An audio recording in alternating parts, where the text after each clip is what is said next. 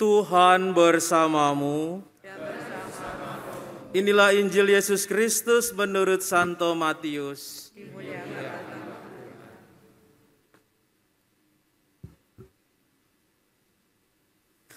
Sekali peristiwa ketika melihat orang banyak, naiklah Yesus ke atas bukit. Setelah ia duduk, datanglah murid-muridnya kepadanya. Lalu Yesus pun mulai berbicara dan mengajar mereka, katanya, "Berbahagialah orang yang miskin di hadapan Allah, karena merekalah yang punya kerajaan surga. Berbahagialah orang yang berduka cita, karena mereka akan dihibur. Berbahagialah orang yang lemah lembut, karena mereka akan memiliki bumi. Berbahagialah orang yang lapar dan haus akan kebenaran, karena mereka akan dipuaskan. Berbahagialah orang yang murah hati, karena mereka akan beroleh kemurahan. Berbahagialah orang yang suci hatinya, karena mereka akan melihat Allah. Berbahagialah orang yang membawa damai, karena mereka akan disebut anak-anak Allah. Berbahagialah orang yang dianiaya demi kebenaran, karena mereka yang punya kerajaan surga. Berbahagialah kamu jika karena aku kamu dicela dan dianiaya, dan kepadamu difitnahkan segala yang jahat. Bersukacita dan bergembiralah, sebab besarlah upahmu di surga." Demikianlah Injil Tuhan.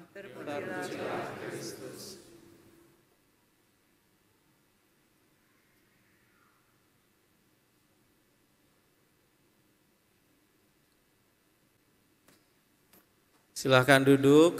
Selamat sore Bapak Ibu Saudara-saudari. Sehat semuanya ya? Sehat, luar biasa. Bapak Ibu Saudara-saudari, kita hari ini mendengarkan kata bahagia berapa kali? Ada yang hitung? Ada yang menghitung mendengar berapa kali kata bahagia? 8? Angkat tangan yang menghitung 8? 9? Oh, ada yang 9, 10? Ada 10? Ada? 11? Ada? Yang benar berapa? Wah, masa 20? Tadi Injil aja sabda bahagianya ada 9. Bahagia, bahagia, bahagia, bahagia. Lalu Mazmur tanggapannya 3 kali bahagia, bahagia. 9 tambah 3 berapa? 12. Siapa yang benar tadi? Ada hadiah? Ya, kita mendengar kata bahagia 12 kali, itu banyak sekali ya. Dan tentu kata bahagia sudah tidak asing lagi. Saudara-saudari pengen bahagia? Pengen ya. Sudah bahagia belum hari ini? Udah? Ya udah, pulang. Ya, suatu ketika di sebuah seminar itu ada seorang yang memiliki teori, seorang ahli, dan mengumpulkan kebanyakan adalah ibu-ibu rumah tangga. Dan dia mengadakan seminar, ibu-ibu adalah tips yang bahagia. Semakin kebahagiaan ini bisa dibagikan kepada yang lain. Tipsnya adalah, saya mau tahu di ruangan ini berapa sering orang mendapatkan uang belanja dari suaminya. Semakin sering dia diberikan uang belanja, dia makin bahagia. Wah, lalu siapa di antara semua di sini yang sering diberikan oleh suaminya uang belanja sehari sekali? Lalu yang merasa tepuk tangan, ternyata sebagian dari ruangan itu semuanya tepuk tangan. Wah, gitu. Lalu kemudian ahli ini cukup puas kan, karena setengahnya sudah bisa tepuk tangan. Lalu kemudian ada yang seminggu sekali, silahkan tepuk tangan. Nggak ada yang tepuk tangan. Di sana ada yang tepuk tangan ya. Ditepuk tangan, dia yang tepuk tangan lebih sepertiga. Lalu kemudian siapa yang 3 minggu sekali? Wah, tengok, akhirnya tepuk tangan juga. Ini kurang dari sepertiganya. Ada beberapa orang dengan malu-malu ya. Ada yang di sini sebulan sekali. Wah, lalu kemudian seorang ibu-ibu di belakang, dia tepuk tangan dengan sangat hebat sekali. Wah, kaget kan? Yang tadi tepuk tangannya lemes 3 minggu sekali, ini sebulan sekali kok semangat. Ibu jangan menggagalkan teori saya ya. Coba ceritakan, kenapa ibu bahagia dikasih sebulan sekali sama suaminya? Ya Pak, saya dikasih sebulan sekali. Cuman pada saat 1 bulan itu, inilah hari waktunya. Dan saat itu juga atau hari ini juga transferan seluruh gaji suami saya ke tangan saya semua. Gitu. Jadi sebulan sekali, tapi seluruh gaji suaminya diberikan kepada istrinya. Ada di sini yang begitu? Ada ibu-ibu rumah tangga, ibu-ibu semua yang semua transferan gajinya ke istrinya semua, ada? Boleh tepuk tangan? Wah, tepuk tangan tuh banyak tuh ya. Wah, sudah bahagia saudara. Ya. Saudara-saudari, ini bahagia itu kalau kita berbicara bahagia di dunia ini itu sangat macam-macam variabelnya atau indikatornya. Indikator itu maksudnya adalah tandanya itu bahagia itu seperti apa. Ada tadi yang dibilang uang belanjanya diberikan sehari sekali bahagia, sebulan sekali juga bahagia.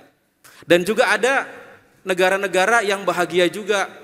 Kata indeksnya, kalau menurut indeks kebahagiaan negara-negara yang diteliti tahun 2022, itu ada negara yang paling bahagia, yaitu adalah Finlandia yang pertama, Denmark yang kedua, Swiss yang ketiga, Islandia yang keempat, dan yang kelima Belanda. Indonesia di mana? Belum ada di daftar 10 besar.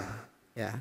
Tetapi yang paling buruk, Afghanistan, Zimbabwe, Rwanda, Botswana, Lesotho. Indonesia di mana? Untung tidak ada di sini juga. Indonesia bahagianya bukan negara, tapi sendiri-sendiri. Ya. Bisa bahagia dan tentu tidak ada di sini. Ini apa yang menjadi indikatornya? Indikator yang pertama adalah pendapatan per kapita katanya. Yang kedua, kondisi kesehatan. Yang ketiga, tingkat harapan hidup. Yang keempat, kebebasan. Yang kedua, masyarakat hidup layak. Dan yang terakhir adalah kemampuan kemampuan menghadapi masalah. Nah, itu. Jadi indikatornya ada itu ya. Jadi kalau indikator kemampuan menghadapi masalah itu maksudnya negara itu punya berbagai macam sumber daya untuk menghadapi masalah ya. Tetapi kalau pendapatan per kapita, kondisi kesehatan itu yang diteliti adalah gaji masing-masing dari penduduknya. Gajinya saya nggak tahu berapa ya, yang jelas di atas UMR lah pasti ini. Dan juga kondisi kesehatannya ini juga nggak tahu juga, tapi yang pasti sehat-sehat semua.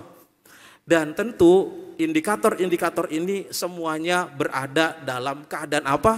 Dalam keadaan yang bisa ditunjuk lewat ukuran-ukuran fisik, lewat ukuran-ukuran tertentu, lewat material dan ukuran-ukuran fisik tadi. Nah, saudara-saudari, apakah kebahagiaan itulah yang sebenarnya menjadi kebahagiaan yang dicari? Ternyata tidak juga. Kebahagiaan yang seperti itu juga ternyata dimiliki juga oleh beberapa negara. Namun kalah dalam survei ini, karena apa? Karena survei ini itu melihat keseluruhan. Tapi ada sekelompok, sebagian dan juga beberapa orang yang memiliki ini. Nah, ternyata itu kebahagiaan indikatornya beda-beda. Nah, apa yang bisa menjadikan indikator supaya kita bahagia? Nah, mari kalau kita adalah orang-orang beriman, mari kita mencari kebahagiaan di dalam Injil saja ya saudara-saudari ya. Tentu bukan berarti bahwa tidak ada materi, lalu kemudian tidak ada yang namanya finansial, lalu kemudian saya menjamin semuanya bahagia. Tentu jaminan itu bukanlah jaminan yang pada hari ini dijamin. Tetapi jaminan kebahagiaan yang hari ini ditawarkan oleh Injil adalah jaminan sabda bahagia.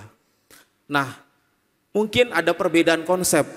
Kebahagiaan yang ditunjuk di sini tujuannya adalah kebahagiaan yang bisa diukur lewat material dan kebahagiaan yang bisa dihitung lewat fisik. Itu indikatornya. Tetapi kebahagiaan yang dalam Injil ini tidak bisa diukur dalam bentuk fisik, tidak bisa juga diukur dalam bentuk material. Yaitu adalah suatu keadaan. Nah, ini kan beda ya. Suatu keadaan beda dengan bentuk fisik. Keadaan itu adalah suatu suasana.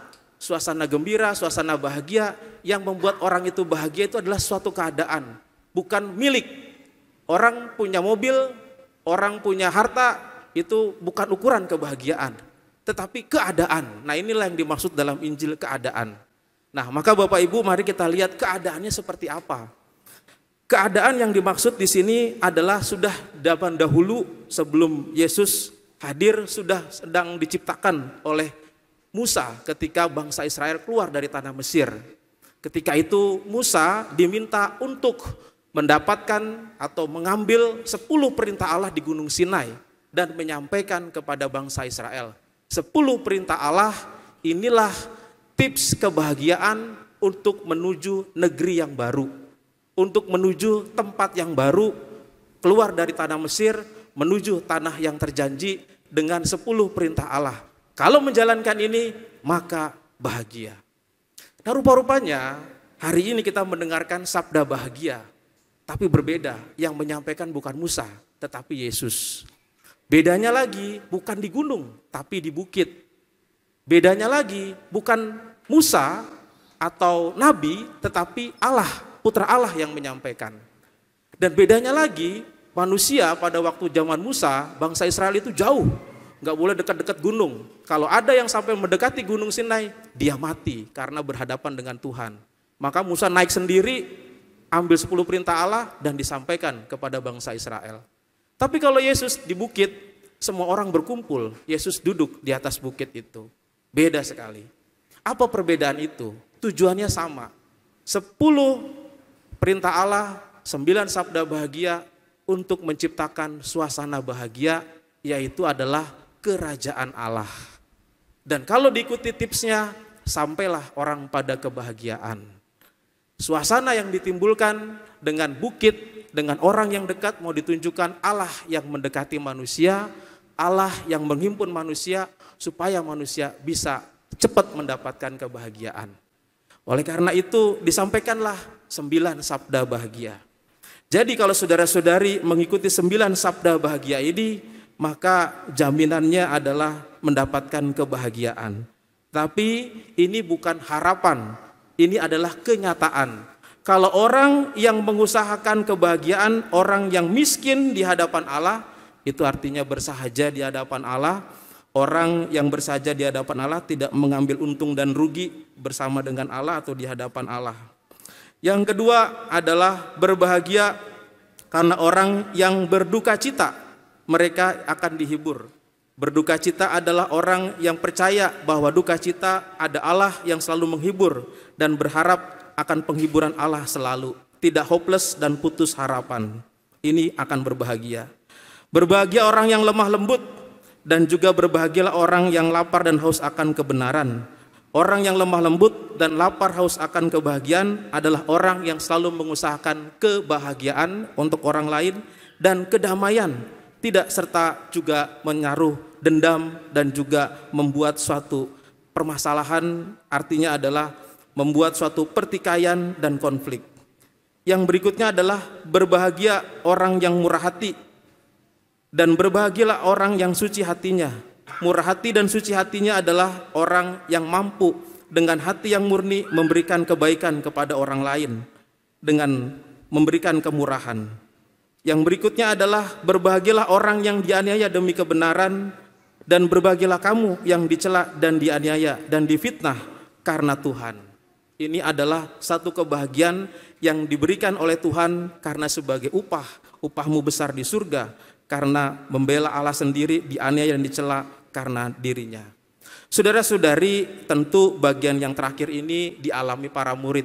Kebahagiaan dicela dan difitnah karena Tuhan, mereka mengalaminya dan mereka mendapatkan kebahagiaan, upahnya besar di surga. Dan tentu yang sudah merasakan adalah para murid. Jadi saudara-saudari kalau mencoba yang ke-9 ini, ya saudara-saudari harus di surga dulu bisa merasakan upahnya di surga itu ya. Tetapi yang lain-lainnya ini yang dialami di dunia, yang kenyataan. Yang dialami, yang terjadi dalam kehidupan kita. Kebahagiaan yang terjadi di sini adalah suasana yang ditimbulkan. Suasana kerajaan Allah yang muncul karena perbuatan-perbuatan ini. Bukan suatu barang, suatu benda, suatu hal hadiah yang sifatnya fisik yang diberikan. Tetapi adalah suasana kerajaan Allah karena adanya kedamaian, adanya kemurahan hati, tidak ada dendam, saling menolong, dan kemudian saling berbuat baik, dan juga selalu berpengharapan kepada Allah. Itulah suasana kebahagiaan, itulah kerajaan Allah. Dan 9 sabda bahagia ini disiapkan untuk kerajaan Allah yang muncul di bumi, seperti dalam bacaan pertama, seperti kawanan domba yang akan makan rumput dan berbaring tanpa ada yang mengganggunya. Itulah kerajaan Allah di dunia yang diciptakan dengan sabda bahagia itu. Mudah-mudahan kita juga mampu menciptakannya dalam keluarga kita, walaupun kita juga semua dalam keadaan memiliki berbagai persoalan, tetapi dengan sabda bahagia semoga kita dihibur. Tuhan memberkati kita. Amin.